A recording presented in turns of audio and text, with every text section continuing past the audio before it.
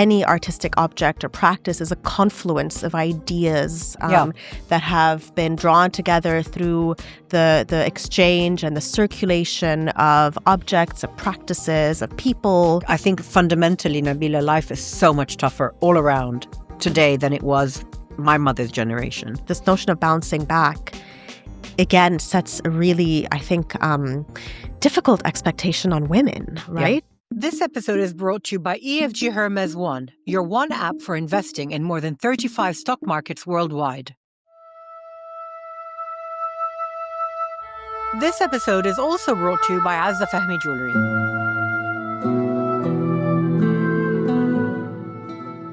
Welcome back to What I Did Next. I'm Malak Fuad, your host. Each month, I sit down with a new guest and we look at their lives' most pivotal moments. Today, I'm joined by Nabila Abdel Nabi. She's Senior Curator for International Art at Tate Modern in London. She's also the lead of the Hyundai Tate Research Center, Transnational. We spent time looking at her different roles, but also looking at the relationship between artists and museum and how that's evolving. Nabila is incredibly thoughtful and intentional in how she interacts with the world. And those qualities, of course, make for an amazing conversation.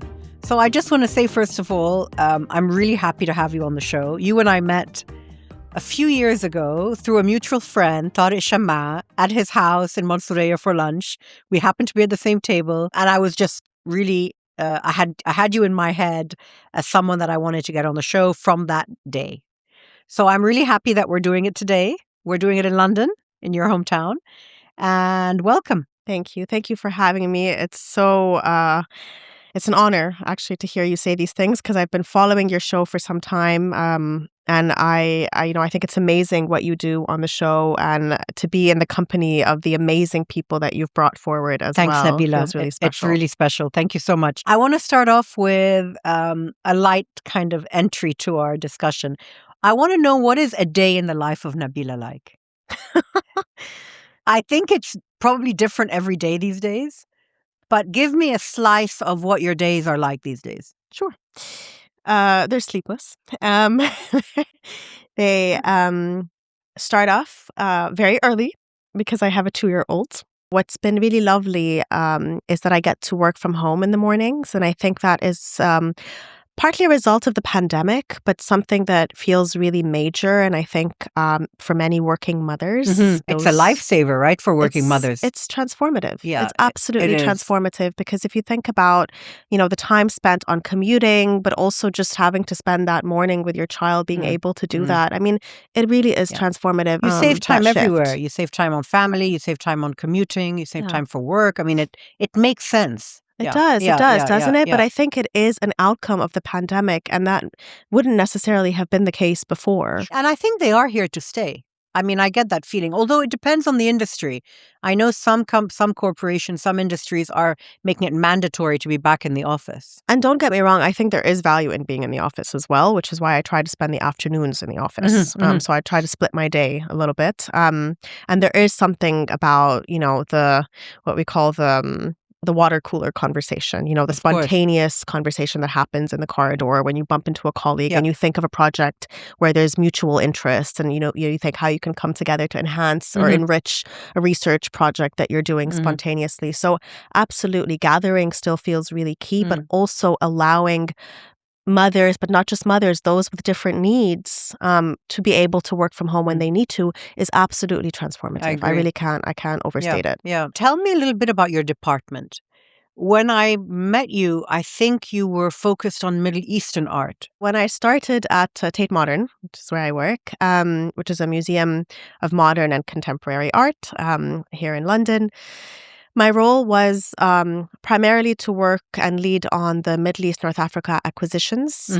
So we have one collection. We don't have, it's not divided by these regional kind of categories, but we do work with regional acquisition committees, which are these really wonderful networks of patrons, donors, with whom we work actively to acquire works for the collection that will diversify and allow us to tell more plural stories and art histories. In tandem with that, of course, I was also working on exhibitions and exhibition projects that go beyond that regional remit. So my first project was actually on Hoda. So that's completely completely out of the... completely Yeah, out of that yeah. remit, but still, I think very much part and parcel of what I came to Tate to do. So it's not only about redressing certain absences in the collection, yeah.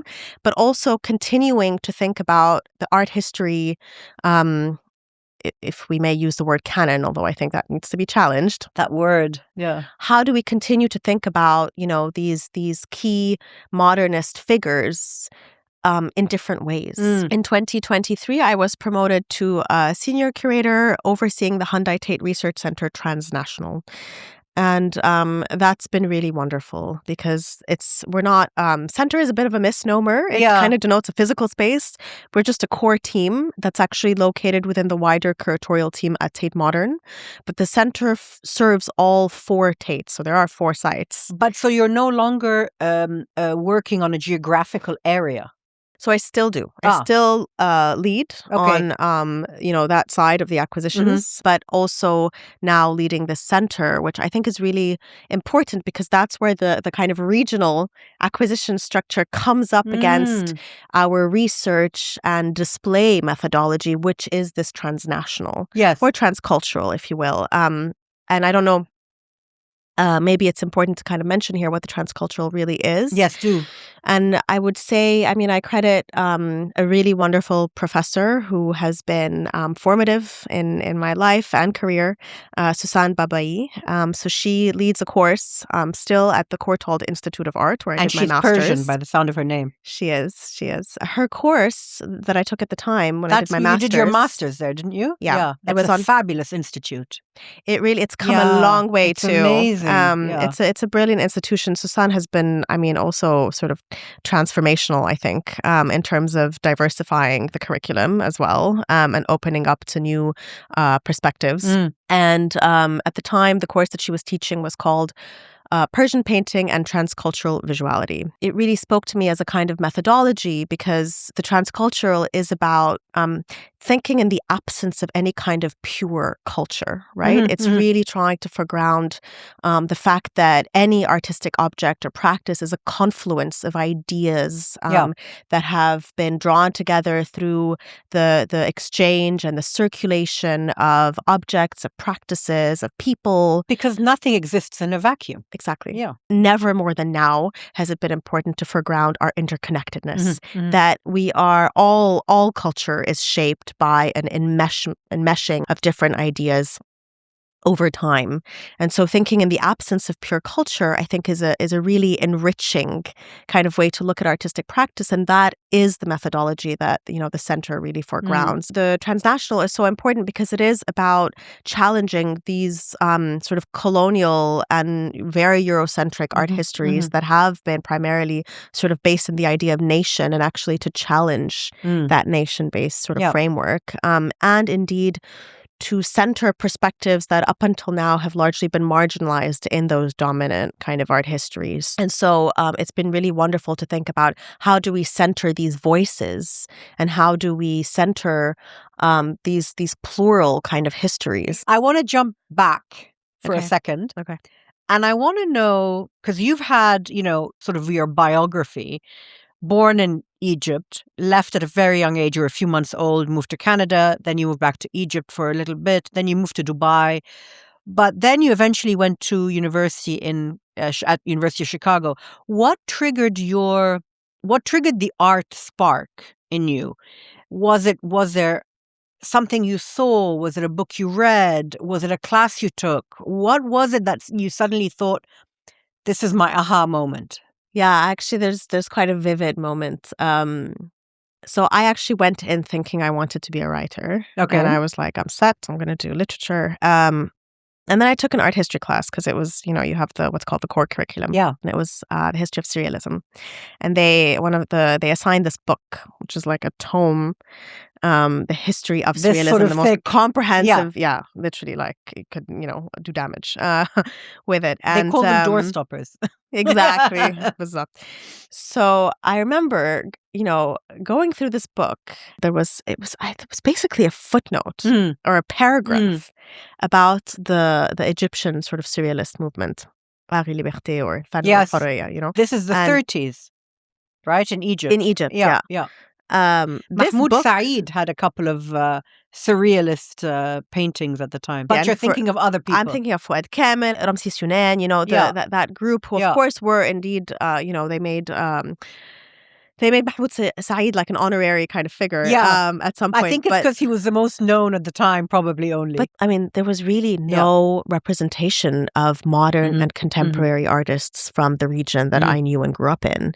And I thought that was shocking because I was very aware that there was a very rich and diverse history. And it's only in the last really 15 years that it's come to the fore. Even before that, it was a hidden treasure that only people in the Arab world knew about. Yes. I mean, it wasn't known unless you were prepared to go and dig as a foreigner, as a Westerner. You could obviously you'd find it, but it wasn't known to the average art lover. And it wasn't told on their own terms. That's right. Yeah, absolutely. Of course, there were really important historians in the regions, many of them artists, in fact, who also took, the onus was also on them to tell these art histories. But for the most part, you would not encounter these histories outside of the region. Yeah. So when I left university and I graduated, and I did end up doing literature and art history. You did it as a joint major. Yeah, with classics, actually. Then I decided I wanted to go and pursue this.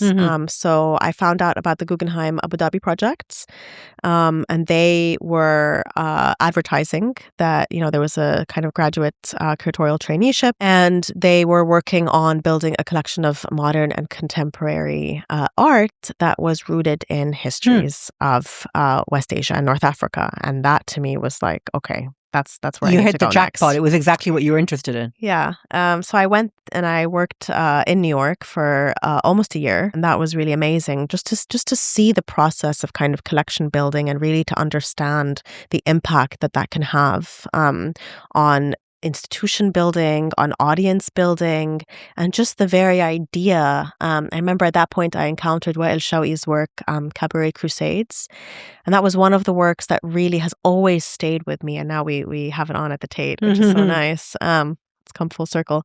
This notion that we need to tell our own histories. We need to reclaim our own narratives. When you were working at the Guggenheim, was it working on the collection that was acquiring art for the new museum that's opening in Abu Dhabi? Yes. Was that the idea? Yeah. I also really wanted to work with artists, I realized after that. Why? What was it about the experience that made you want to see the other side? I started to attend more talks by artists when I was, at the Guggenheim.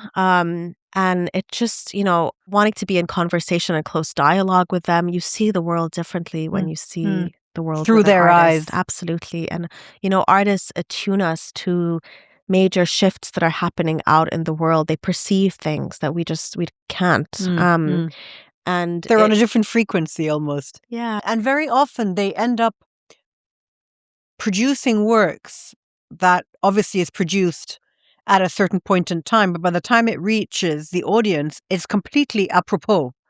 Somehow there is that ability. And I think this is also part of the work of collection building, because you have to have a kind of level of discernment to think what are the works that will hold over time and will continue to be important in the future. Yeah. When we come back after the break, Nabila and I bond over being only children. We also discuss her desire to make the art industry better for young mothers. This episode is brought to you by EFG Hermes One, your one app for investment across more than 35 stock markets worldwide. With EFG Hermes One, you can buy and sell orders in real time for immediate execution across multiple global markets.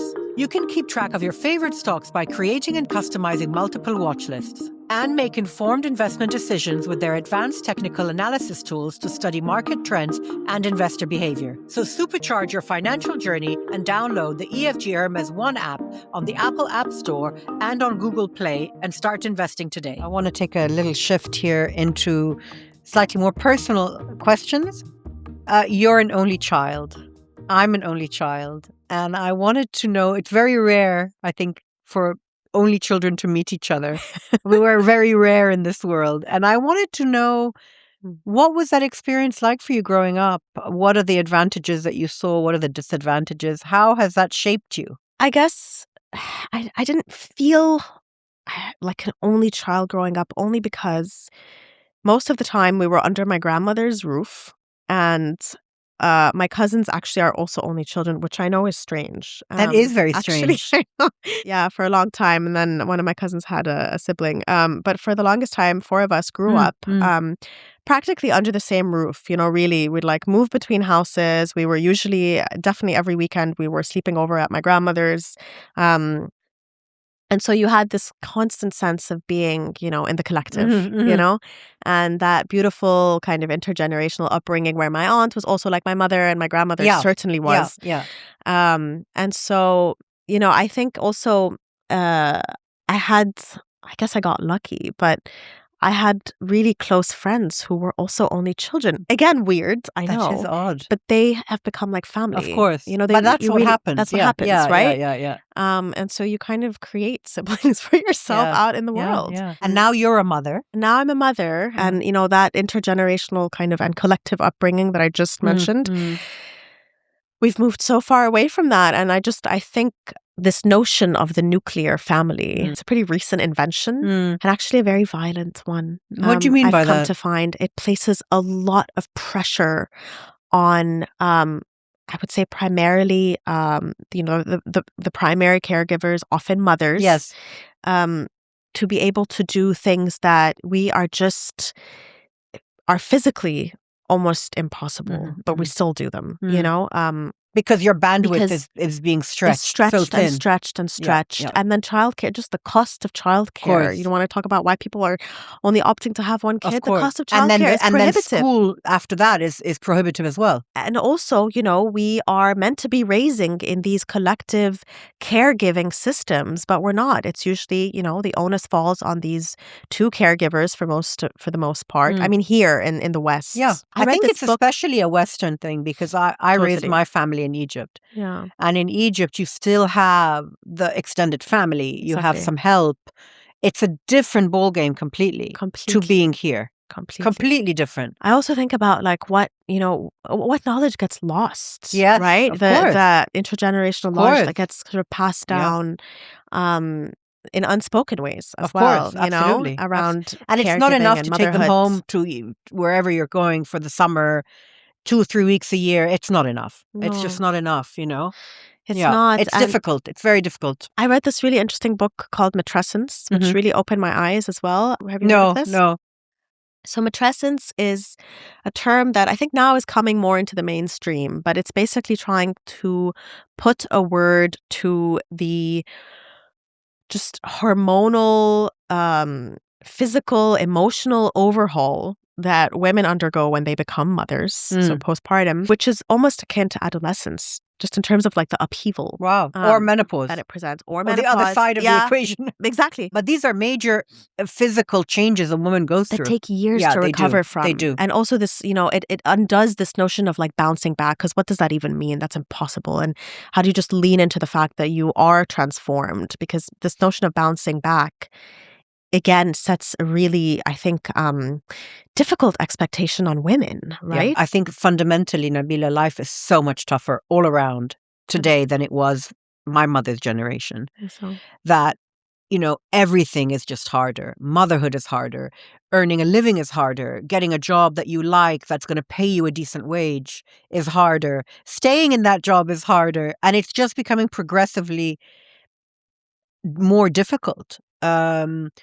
Our parents, my parents, if they chose, could have had a job for life. That doesn't exist anymore. I've got children one is about to graduate from university, looking for work. What is he going into? A job that's going to be gobbled up by AI down the line? Who knows?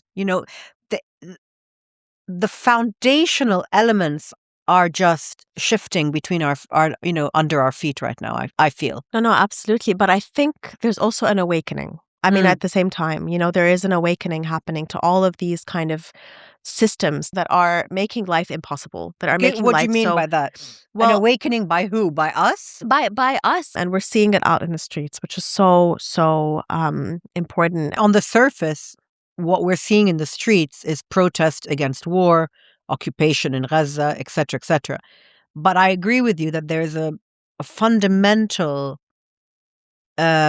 disconnect that people are feeling. I think there's no trust in institutions Yeah, anymore, exactly. right? There's no trust in the systems, the orders, that were the foundations on which we based day-to-day lives. And that's why I think the only thing now is we need to push for changes wherever in our kind of in our microcosms as well that may have ripple effects. So now, for example, just to come back to the research center, whenever we are offering, let's say, an artist or a scholar or a researcher to come and participate in a program, it's not just about offering accommodation and a flight.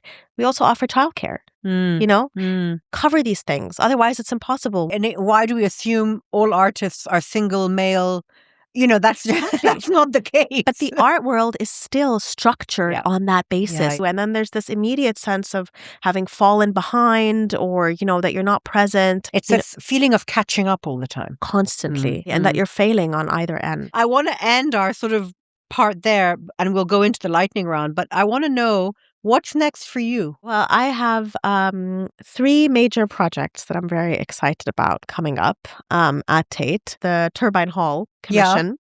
And, that's an artist is invited every year to create a new work in the context of the Turbine Hall, which, at Tate Modern disrupted the white cube sort of viewing experience. It's actually a public space. Literally, it's classified as a street in the middle of Tate Modern. And I'm working with an amazing artist. And when is that? On that. That opens in October. In October. And how long does that last, that exhibition? It runs for about 6 months. Oh, nice. Yeah. Okay. Yeah. Okay. Yeah. So you're currently in the middle of that. We're very much in the middle of that. And it's a real privilege to work with Tate, really. Who is it? Tate Atui. Yeah. That's all I can say. Very exciting. That's enough for now. That's pretty cool. He's one of those artists where sometimes I think I wish that, his principles and values as an artist could undergird an institution. How could his principles and ethics kind of permeate the entire sort of organism, as you said, that is the institution? Because his work is so rooted in a kind of openness and a deep kind of ethics of hospitality as well. It's all about the kind of sonic experience, but the idea that sound, there are different ways to perceive sound beyond, the purely auditory, that sound can be a kind of embodied experience. And a lot of his work comes out of his work with deaf students who he says are the experts of sound. How amazing. Actually, Of course they are. Yeah. So it's this kind of expansiveness and a deep desire, I think, for us to attune ourselves to the world around us, that in a way that encourages us to kind of slow down and really sort of perceive the world around us differently. It's interesting that it's not a visual exactly exhibition. Yeah, that's quite exciting. In many ways, I think it was this desire to move away from, the visual spectacle to a practice that is really rooted in collaboration and work with different communities and something that exactly is premised on a different experience. So you have 2 other things that you're doing next. I do. So I have an exhibition coming up by an artist, Baya Mahiddin. Incredible Algerian artist who worked through the 20th century, and in many ways is one of the most, I think, important figures in transnational modernism. She's best known until now for being an artist who André Breton and Dubuffet and, all these different figures, Picasso, were very taken by, and very often her life story and her practice is narrated through her encounters with these figures.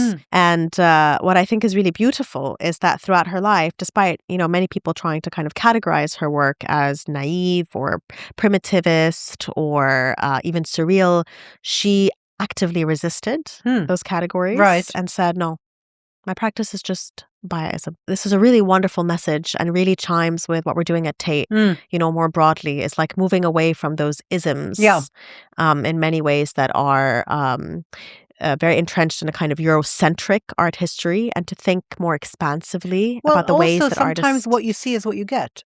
Yeah. That's basically it.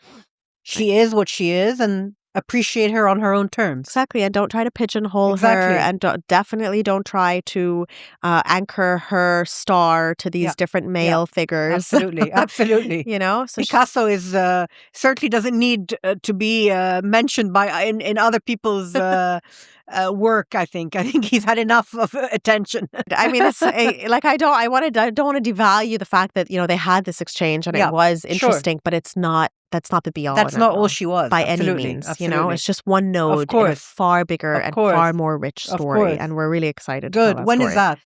That's spring of next year. Actually. Oh, in another year.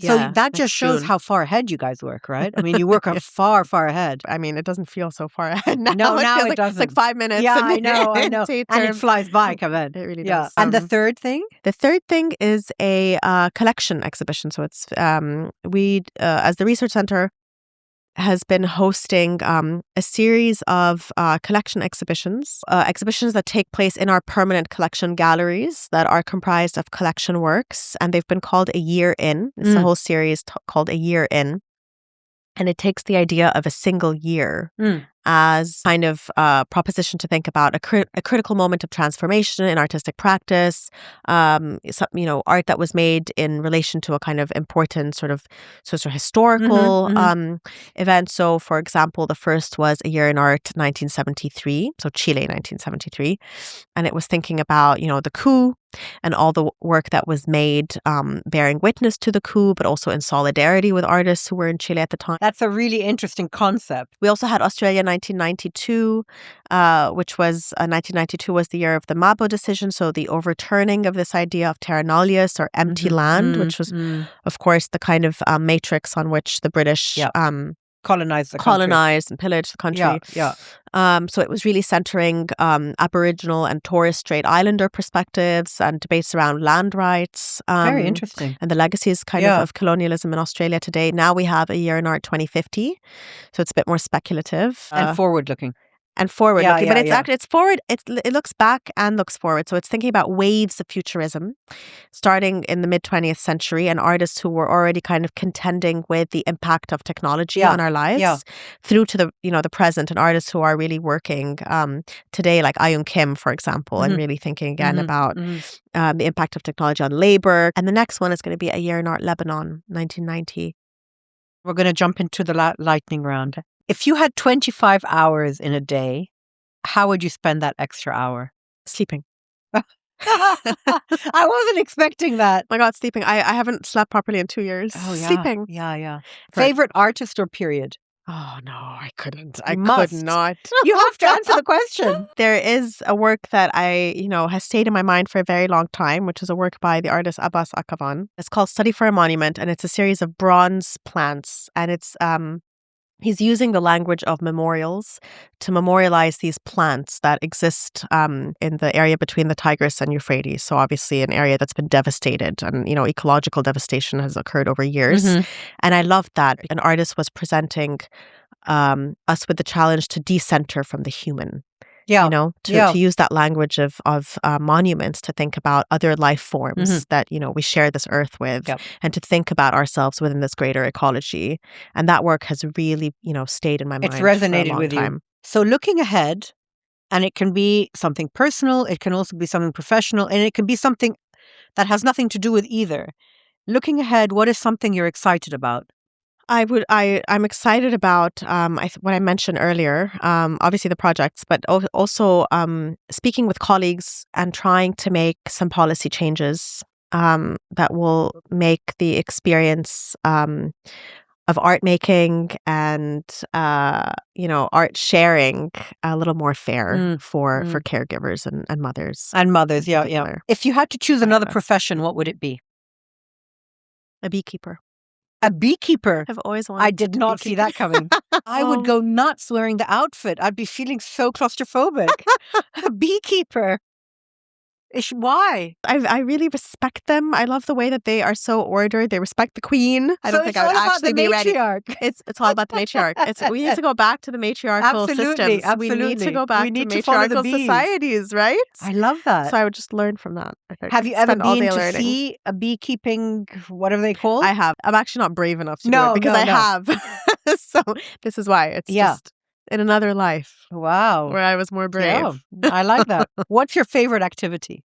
I don't get to do much of it these days. I can't remember the last time I really read for pleasure. I mean, I take pleasure in doing the research, that I do every day, but just to read fiction, which is what I wanted to write at some point. That's what you wanted to do. Yeah, I haven't done for a while. That's the fun thing to do. But, I used to love to read, and my ability and my lack of focus is really bothering me now. I get distracted really easily. I have to carve out time for it, and Absolutely. it's really like difficult. Struggle, It's a struggle. It's a It's a struggle. struggle even to do the research, let alone read a fiction. But research, book. for you, it's work. For you're going to do it. Yeah. But the pleasure of reading it's hard now. It's hard. Yeah, everything is so fragmented now. What's your least favorite activity? I don't know if it's my least favorite, but I wish I could disengage from it, is social media, to be very honest with you. Yeah. It's obviously not my least favorite because I do it, but I would like it to be my least favorite. To be less present in your life. Totally, but it's become very difficult because actually, especially for the art world, it's a tool. It's a tool. It's a tool we for work. communicate, we learn about events, we share and disseminate and connect also. So it's very hard to say that I'm going to disengage from it. I think I just have to be more boundaried. Maybe just specific days. Or specific times of the day. Exactly. Yeah. I'm going to start a sentence. I want you to end it. Okay. I have a hard time. Letting go. I think I'm someone who tries to do a lot of things at once, but many of us, multitasking. Yeah. And I guess I have to work on not always feeling so guilty because I have a hard time feeling like I'm not giving enough either to the workplace, to my son, to my body, to my all of those things are probably true. But that's only a woman thinks like that. I don't think men ever feel guilty. Men are just like, I'm doing this now, and then the rest can wait. Last Kind of question amazing, or last statement. You end the sentence. I get joy from.